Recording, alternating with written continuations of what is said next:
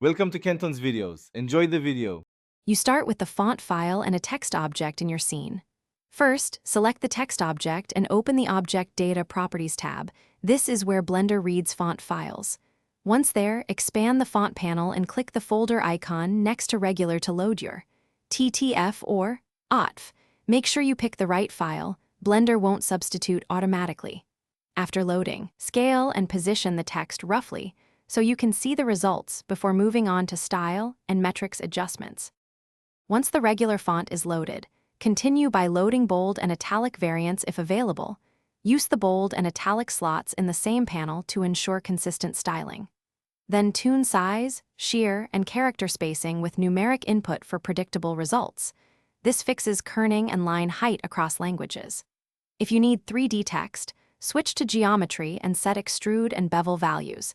This creates thickness and chamfer. Make sure to enable auto smooth or adjust normals to avoid shading artifacts on beveled edges. To finish, apply transforms and if needed, convert the text to a curve or mesh for modifiers and export.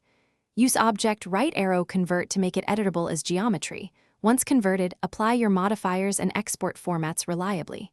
Crucially, pack the font into the blend so the file remains portable. If something goes wrong, missing glyphs or a font failing to load, check the font format and path, try a different TTF/OTF, and restart Blender. Packing the font prevents broken links when moving. Thanks for watching. Consider subscribing if we helped you.